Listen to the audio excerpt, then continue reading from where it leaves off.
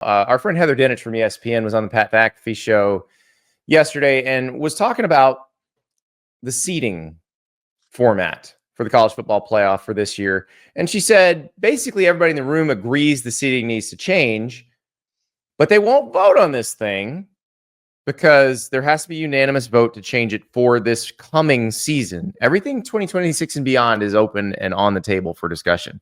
But for this coming season, if any changes are to be made, they must be unanimous. Every conference must agree.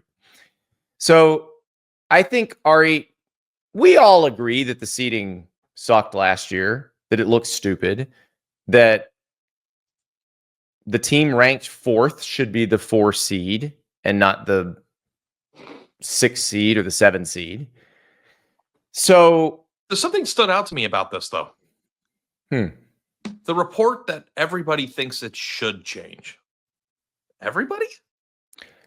Well, that's what I'm getting to. Okay. If I am the other conferences, why in the world would I change it? If I'm not the Big Ten or the SEC, why in the world would I change it for this year? So that is, of the leagues that have to vote, there's only 2 that would want it changed this year. So I don't know that they're ever going to get the only way they get to a vote where they change it for this year is if the Big Ten and the SEC then cut a deal to give the ACC and the Big 12 and Conference USA and the Sun Belt and the MAC something in the next college football playoff agreement, whether that's money or something else. But the only way I give you my vote if I'm the ACC or the Big 12 is leverage it. I'm not just giving it to you because it's the right thing to do. If Brett Yormark thinks that the seeding should change, because he falls under the umbrella of everybody, right? Right. What does he think? I'd love to know the answer to that question. How does he think it should change? Well, if you're the casual fan, I think if you take your commissioner hat off and you look at it from the good of the sport casual fan standpoint, they should just seed them straight. No, but what do you think he thinks? Oh, as the Big 12 commissioner? He is the Big 12 commissioner. That's what I'm saying. Yeah. As the Big 12 commissioner, I want my team to get a bye that it's never going to get any other way. So then what would the change that he's on board with be? That's the thing I don't understand. If everybody thinks it should change, what does he think it should change? I want to leverage it for something in 2026. I will trade you my vote for this year, because this is the only year it's going to be like this anyway. Yeah. You give me something I want. That's the only way I would do it. The one thing that you have to acknowledge is that this vote is a asset that will no longer exist. What do you call like an airplane seat that's not used? It's a diminishing asset. Yeah. A hotel room that's not rented is a diminishing asset. Like you have an asset, you have something to sell, but if nobody buys it, no matter how expensive or cheap you make it, you lost money. So like I think that the actual right play from the Big 12's standpoint is to try to get something that will pay dividends long term in exchange for what you might lose out on in the 1 year short term. Now the question is, what is that? Because I think the Big 12 and the ACC are going to get 2 automatic bids if they go to that in the next format, which is about the best they can hope for. On3 just posted our job rankings, so if your phone's buzzing. So social media is going to be fun today. Yeah. I'm just going to, I don't know. We have another show that we're recording today, which is good. It'll be a nice distraction, but I will get into the comments and fight with you because that's how I am as a human. That's right. Top 10 college football jobs, not top 10 college football coaches. It's the jobs. But you watched yesterday. You know, if you didn't see yesterday's show, go back and check it out because we did rank all the top 10 college football jobs. Get absolutely smoked by my A&M today. And I'm going to get smoked by the A&M fans for not having them there. So, but no, there's more. Texas A&M is, in my opinion, the most despised program in college football for no reason. They're a bit of a lightning rod. You have to do this hate rankings. You don't think that they're number one? Who does the No. casual fan Notre Dame is the most hated team. I think Notre Dame has completely shifted in the paradigm of that. Okay, I don't want to. They're still hated. I don't think people don't hated confuse them last year. people respecting them now with not hating them. They became likable last year. Well, they're very likable if you don't care, but most people care and hate Notre Dame. So, all right. So I agree with you. If I'm Brett Yormark, I don't give them my vote unless they give me something. If I'm Jim Phillips in the ACC, I don't give them my vote unless they give me something. If I'm Keith Gill from the Sun Belt, I don't give them my vote unless they give me something. And honestly, Ari, I don't know if they have a something that they are willing to part with. Make up something. Let's make up something. What would it be?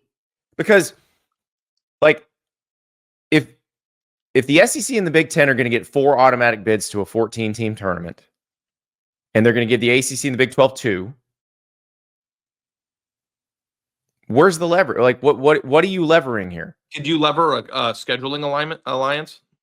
That might work. If I'm the Big 12, I would love to have a scheduling alliance with the SEC, because that means I got SEC teams coming to my stadiums every other year.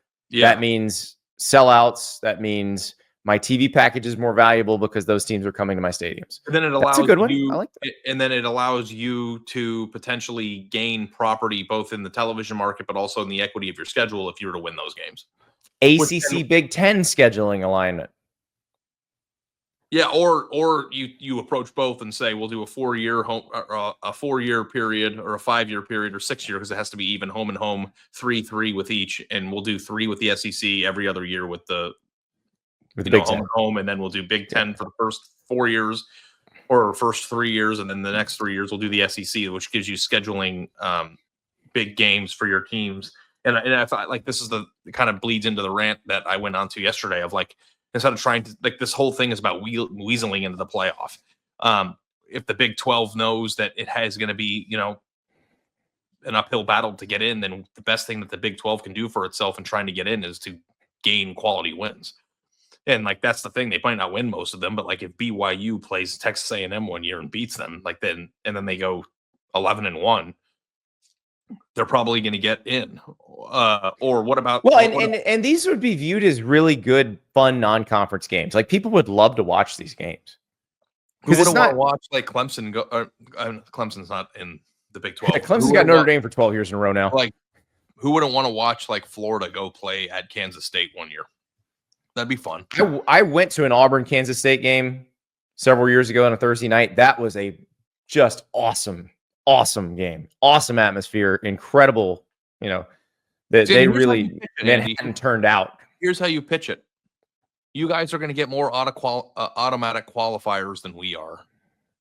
But in this scenario, there's still a chance to get multiple. There's still going to be at-larges too, right? Yep. One at-large. And it's usually going to be Notre Dame. It's usually going to be Notre Dame, but Notre Dame's not going to go 10-2 every year.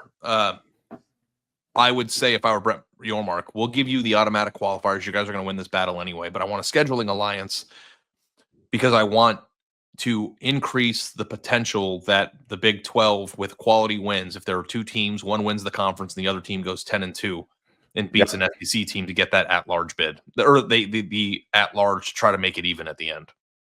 I like it. I think that's smart to lose because they have their automatic qualifier. So even if they end up losing, you're still going to get your 4. Right. That's what I would make up. The SEC and the Big Ten, if they get 4 automatic qualifiers, none of them are going to worry about strength of schedule concerns. They'll just schedule anybody at that point. Yeah, they'll be willing. They'll be willing to schedule as hard as you want at that point. Right. And the teams that don't have as many, which is going to be the majority of the sport, has a lot to gain by playing harder schedules against those teams because you want to have the best possible resume in order to try to acquire one of the at-large spots. Yeah. Yep. So this will be an interesting Oprah Winfrey next few debates. Like, they got to figure this out for 25. Like, they have to do this in the next month or so. Brett Yormark is very clever. He's nothing if not clever. I'm sure he can come up with something that he could leverage. I like it. So they also have to come up with the total format for 26 and probably have to do that by the end of the summer. It's electric. So get cracking, guys. It's time's a wasting.